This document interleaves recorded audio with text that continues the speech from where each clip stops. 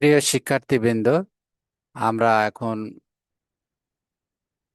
Class 9-10 এর finance and banking এর পঞ্চম অধ্যায়, অর্থাৎ রিস্ক অ্যান্ড আনসার্টেনিটি, ঝুঁকি ও অনিশ্চয়তা। এর আগে আমরা দুইটা পর্ব করেছি। সেখানে ফান্ডামেন্টাল আলোচনা এবং সৃজন এবং একটা কাজ ছিল যেটা দেওয়া ছিল আদর্শ বিচ্যুতি নির্ণয়ের, সেটা আমরা সলভ করেছি। আজকে আমরা সৃজনশীল 1 নম্বরটা সলভ করব। তো একটু বলে রাখি, আমাদের এখানেও কুইজ থাকবে। এই কুইজের আইডিটা এটা, এবং তোমাদের জন্য একটা রিসোর্স পেজ আছে আমার ওয়েব পেজের মধ্যে, ওয়েবসাইটের মধ্যে। এই পেজে ঢুকলে তোমরা ওইখানে অনেকগুলো জিনিস গুছানো পাবে, ডেফিনেশন সহ। এখন থেকে আমি সবগুলো ডেফিনেশন গুলো ওখানে দিয়ে দিব। তাহলে আমরা ঝুঁকি ও অনিশ্চয়তা এটার আজকে পার্ট 3 অ্যাকচুয়ালি। তাহলে পৃষ্ঠা নাম্বার 57-তে সৃজনশীল প্রবলেমটা দেওয়া আছে। আমরা একটু প্রবলেমটা পড়ি। এর মধ্যে বলে রাখি, যারা তোমরা আমার চ্যানেলটা সাবস্ক্রাইব করেছো এদের জন্য ধন্যবাদ। আর যদি কেউ করে না থাকো, অবশ্যই আমার এটা চ্যানেলটা সাবস্ক্রাইব করবে, এটুকু তো অনুরোধ তোমাদের প্রতি রইল। এবং বন্ধু বান্ধবের মধ্যে শেয়ার করবে। আমি চেষ্টা করছি তোমাদেরকে পরীক্ষা উপযোগী করে জিনিসগুলো সহজভাবে বুঝিয়ে দেওয়ার। যদি তোমরা আমার ভিডিও লেকচারগুলো A to Z মনোযোগ দিয়ে শোনো, তোমাদের বই পড়া লাগবে না, আমার দৃঢ় বিশ্বাস। তো চলো যাই, এখানে প্রবলেমটা পড়ি। এখানে দেওয়া আছে রত্নয়ের জনাব রুবেল রত্নয়ের বিভা ও লুবা নামক দুটি প্রকল্পে বিনিয়োগের সুযোগ আছে। তা দুটা প্রকল্পের উনি বিনিয়োগের সুযোগ আছে। নিজের সঞ্চিত অর্থ দিয়ে তিনি বিভা প্রকল্পে বিনিয়োগ করেছেন। আসলে এই যে সৃজনশীলটা প্রশ্নটা দিয়েছে, এটার সেন্টেন্সগত বাক্যের অসামঞ্জস্যতা রয়েছে। আমি সরি এটা বলতে, একটা বোর্ড বই, এটা কেন এরকম ভাষা দিয়ে তারা বই একটা লিখলো, তারা কারা সম্পাদন করলো, এটা আমার মাথায় আসে না।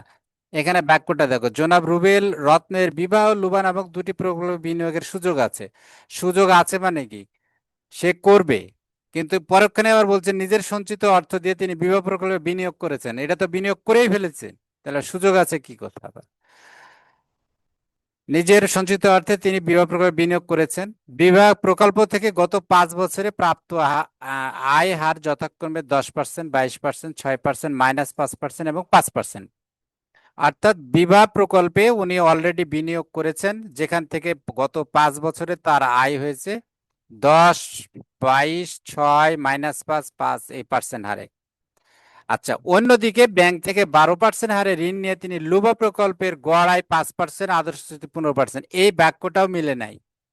এই বাক্যটাও এরকম ভাবে হবে না। অন্যদিকে এখানে বলতে হতো যে ব্যাংক থেকে 12% হারে ঋণ নিয়ে তিনি লুবা প্রকল্পে বিনিয়োগ করেছেন, যার গড় আয় 5% এবং আদর্শ বিচ্যুতি 15%। তাহলে সেন্টেন্সটা মিলতো। এখানে দুটাতেই বিনিয়োগ করছে। এখন কেন মিলতেছে না কথাটা?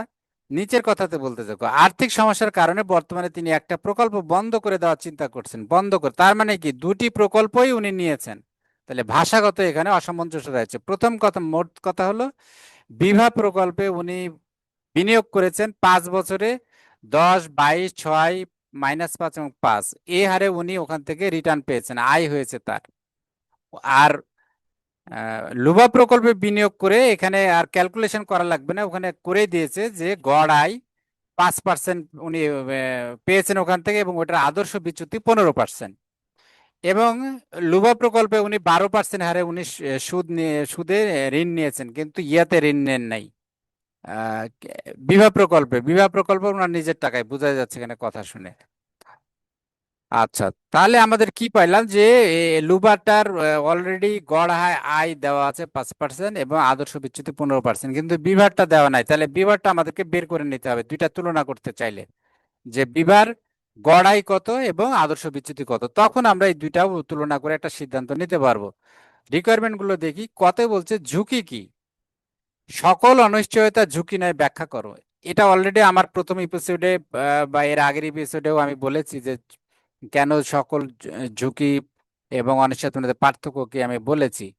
ব্যবসা প্রতিষ্ঠানের দৃষ্টিকোণ থেকে রুবেল রায়ের লুভা প্রকল্পে কি ধরনের ঝুঁকি বিদ্যমান, ব্যাখ্যা করো।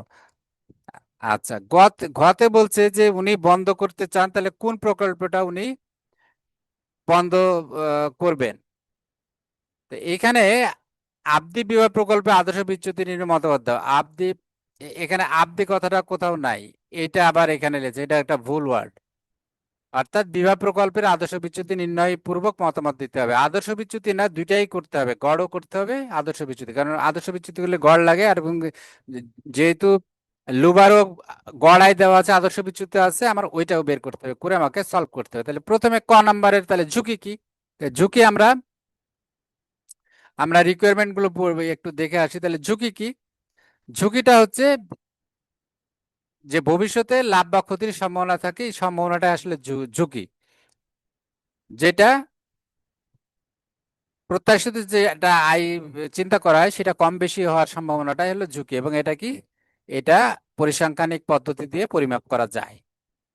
খ নাম্বার হচ্ছে সকল অনিশ্চয়তার ঝুঁকি নাই। কেন? আমরা বলেছি এর আগে যে ঝুঁকি আসলে অনিশ্চয়তা থেকে আসে, কিন্তু ঝুঁকি আর অনিশ্চয়তার মধ্যে পার্থক্য হলো ওই লেনদেনের মতো আর কি, যে ঝুঁকি পরিমাপ করা যায় কিন্তু অনিশ্চয়তা পরিমাপ করা যায় না। তাহলে যে সকল অনিশ্চয়তা পরিমাপ করা যায় পরিসংখ্যানিক পদ্ধতি ব্যবহার করে, আমরা সেটাকে বলি ঝুঁকি, আর যেটা করা যায় না সেটাকে বলি অনিশ্চয়তা, শুধুই অনিশ্চয়তা। যেমন এখানে আমরা উদাহরণ দিয়েছি, যেমন কোন উদ্যোক্তা বাংলাদেশে প্রথমবারের মতো সম্পূর্ণ নতুন একটা প্রযুক্তি নির্ভর ব্যবসা করতে চান। এই ধরনের ব্যবসার পূর্ব অভিজ্ঞতা বা তথ্য না থাকে, এর সফলতা বা ব্যর্থতার সম্ভাবনা নির্ধারণ করা যায় না, তাই এটি একটা অনিশ্চয়তা, ঝুঁকি নয়। কিন্তু যদি দেওয়া হয় যে সে একটা এমনি লাভ ক্ষতি তার কেমন হবে গত সেটা, সুতরাং যে অনিশ্চয়তার সম্ভাবনা পরিমাপ করা যায় সেটি ঝুঁকি, আর যে অনিশ্চয়তার সম্ভাবনা পরিমাপ করা যায় না সেটি কেবল অনিশ্চয়তা। এই কারণে বলা হয় সকল অনিশ্চয়তাই ঝুঁকি নয়। গতে কি বলছে? যে লুবাতে কি ধরনের ঝুঁকি আছে? তো আমরা দেখলাম লুবা প্রকল্পে উনি ঋণ নিয়ে করছেন, 12% ঋণ নিয়েছেন। আমরা জানি যে একটা মূলধন যখন মূলধন কাঠামোতে যখন ঋণের ডেট ক্যাপিটাল বা ঋণ মূলধন যোগ হয়, তখনই আর্থিক ঝুঁকির সৃষ্টি হয়। তো যেহেতু এই লুবাতে উনি 12% ঋণ নিয়ে ব্যবসা করছেন, কাজে এইখানে আর্থিক ঝুঁকি রয়েছে। কিন্তু নাই, বিভাতে নাই। বিভাতে উনি কিন্তু কোনো ঋণের কথা ওখানে বলা নাই, উনি নিজের টাকা দিয়ে ব্যবসা করে ওইটা প্রতিষ্ঠা করছে, কিন্তু এটা করছে ঋণ নিয়ে। তাহলে এইখানে ঋণের সুদ ও কিস্তি যদি সময় মতো না পরিশোধ করতে পারে লুবা এই প্রকল্পে, তাহলে কি হবে? উনি দেউলিয়া হয়ে যাবেন। যারা ঋণ দিয়েছে ব্যাংক, তারা মামলা করে দিতে পারে। এই জন্য এখানে আর্থিক ঝুঁকি বিদ্যমান। তাহলে গ নাম্বারের উত্তর আমরা পেয়ে গেলাম। গতে আমাদের বলা ছিল যে যে ব্যবসায় দৃষ্টিকোণ থেকে রুবেল রায় ব্যবসায় দৃষ্টিকোণ থেকে আমরা বলেছি যে ঝুঁকি দুই প্রকার, একটা ব্যবসায়িক ঝুঁকি, একটা আর্থিক ঝুঁকি। আর বিনিয়োগকারীর দৃষ্টিতে দুইটা, একটা হলো সুদহার ঝুঁকি, আর একটা হচ্ছে তারল্য ঝুঁকি। তাহলে আমাকে এখানে বলছে ব্যবসায়িক দৃষ্টিকোণ থেকে, তাহলে ব্যবসায়িক দৃষ্টিকোণ থেকে দুইটা ঝুঁকি, একটা ব্যবসায়িক, একটা হচ্ছে আর্থিক। তাহলে লুবার জন্য স্পেশাল হলো যে এটাতে আর্থিক ঝুঁকি আছে, কারণ যেহেতু ঋণ নিছে, 12% ঋণ নিছে, ঋণ নিলে আর্থিক ঝুঁকির সৃষ্টি হয়। আচ্ছা, ঘতে একবার আমরা তুলনা করব যে কোনটাতে করবে। তাহলে আমরা এখানে ক্যালকুলেশনটা করছি, এখানে প্রথমে আমি করে নিছি ক্যালকুলেশনটা, পরে যা উত্তর দিচ্ছে। ক্যালকুলেশন করতে গেলে তাহলে আমরা আগের সৃজনশীল এই একের আগে যে কার্য যেটা আমরা করেছি, কাজ যেটা দেওয়া ছিল আমাদের 56 পৃষ্ঠার, সেম একই নিয়মে আমি করছি যাতে তোমাদের বোঝার সুবিধার্থে। তাহলে প্রথমে আমরা বছর তুলে নিলাম। এখানে বছর হলো 5টা, 1 2 3 4 5। আয় আয় সমান আর তুলে নিলাম 10 22 6 -5 5, এগুলো দেখো আয় দেওয়া আছে। তো এই দুইটা তোলার পরে আমি যোগ করব, এই এই পাঁচটা সংখ্যা যোগ করে হলো 38। 38কে আমি কত দিয়ে ভাগ দেবো? 5 দিয়ে। তাহলে গড় হবে, তাহলে আর বার হচ্ছে গড়। প্রত্যেক এখানে হচ্ছে গড়। তাহলে আমরা গড় বের করে নিচ্ছি, গড় বের করলাম। তাহলে 38/5 কেন 5 হলো? এই যে 5 বছরের পাঁচটা সংখ্যা, 1 2 3 4, পাঁচটা সংখ্যা। গাণিতিক গড় হচ্ছে যতটা সংখ্যা যোগ করো তত দিয়ে ভাগ। তাহলে 5 দিয়ে ভাগ করলাম, আর এই পাঁচটা সংখ্যার পাঁচটা, এই যে আয়ের যোগফল হলো 38। তাহলে 38কে 5 দিয়ে ভাগ দিলে 7.60। তাহলে আমরা এই প্রকল্পের বিভা প্রকল্পের প্রত্যাশিত আয় বা গড় আয় পেলাম 7.60। এটা প্রত্যাশিত না, এটা যেহেতু বিগত বছরে, এটা গড় আয়। গড় আয় পেলাম 7.60। আচ্ছা, এখন এই 7.60টা আমি এই তৃতীয় কলামে বসাবো, গড়। আমি শিখিয়ে দিয়েছি তোমাদেরকে, আমার এই ছকটা ফলো করবো, তাহলে আর পরীক্ষা কোনো problem না। তাহলে প্রথম দুইটা আমরা তুলে নিলাম, বছর আর আয়। পরেরটা আমি গড় তৈরি করলাম, এখান থেকে 38কে 5 দিয়ে ভাগ করে করে 760। এবার 760 প্রত্যেকটাই লিখলাম আমি, করে এটাকে লিখলাম, এটাকে বললাম এটা আয়, আয় সমান আর বার। পরেরটা হলো আর মাইনাস আর বার, অর্থাৎ প্রত্যেকটা থেকে এই আর বিয়োগ যাবে। তাহলে 10 থেকে 7.60 বিয়োগ করলে 2.40, 22 থেকে 7.60 বিয়োগ করলে 14 14 40, 6 থেকে 7.60 বিয়োগ করলে -1.60, -5 থেকে 7.60 বিয়োগ করলে পরে এটা বিয়োগ বিয়োগে প্লাস মাইনাসে কি হবে, মাইনাসে মাইনাসে প্লাস হবে, চিহ্ন হবে মাইনাস, কারণ আমি বিয়োগ করছি, এখানে একটা বিয়োগ আছে 5-এর আগে আর 7-এর আগে একটা বিয়োগ, তাহলে দুইটা বিয়োগে বিয়োগে যোগ, তাহলে 12.60। এখানে হলো -2.60। এটা পেলাম আমরা আর মাইনাস, খুবই সিম্পল, এটা থেকে এটা বাদ, এটা থেকে এটা বাদ, এটা থেকে এটা বাদ দিয়ে এটা। পরে হচ্ছে স্কোয়ার, আর মাইনাস আর বাই স্কোয়ার, এই 2.40 কে স্কোয়ার করবো আমি। ক্যালকুলেটর মধ্যে দেখবে স্কোয়ার বাটন আছে, ওইটা দিয়ে করে ফেলবো, অথবা গুণ দিবা দুইবার করে। আর মাইনাস হোক আর প্লাস হোক, রেজাল্ট কিন্তু স্কোয়ার করলে সব প্লাস হয়ে যাবে। তাহলে আমি 2.40 স্কোয়ার করলে এটা, 14.40 স্কোয়ার করলে এটা, এইভাবে সব করা হলো। দেওয়ার পরে টোটাল স্কোয়ার গুলো যোগ করলাম আমি করে 381.20। তাহলে আমাদের আদর্শ বিচ্যুতির ফর্মুলা হলো আর মাইনাস আর বার সামেশন স্কোয়ার। এই সামেশন বলতে যোগফল, এই যে সামেশন বলতে আজকে কিছুই না, যোগফল এই যে এটা। তাহলে আমরা 381.20 পেলাম। আর আমাদের এন এর মান 5, তাহলে ফর্মুলা হলো n-1, তার মানে 5-1 হলো। 5 থেকে একবার দিলে 4, উপরে এটা থাকলো।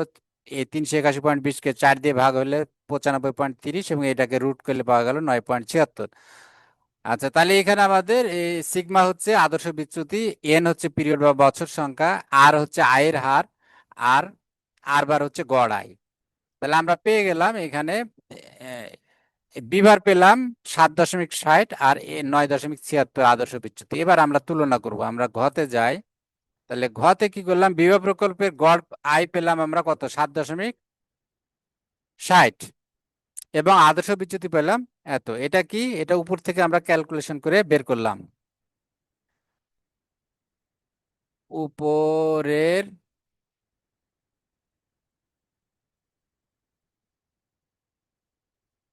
ক্যালকুলেশন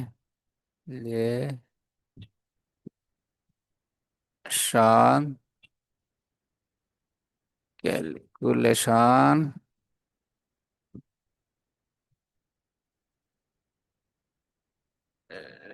থেকে,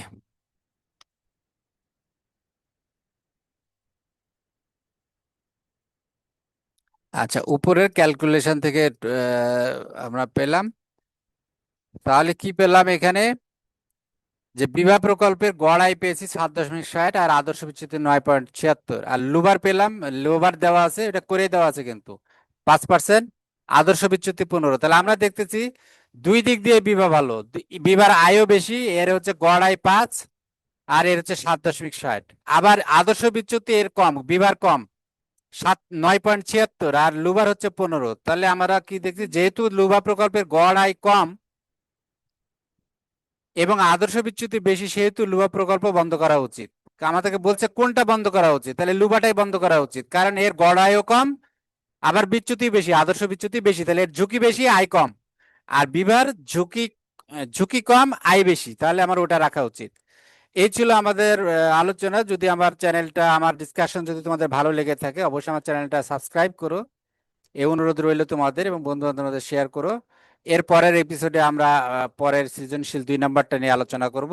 thank you very much, thank you very much.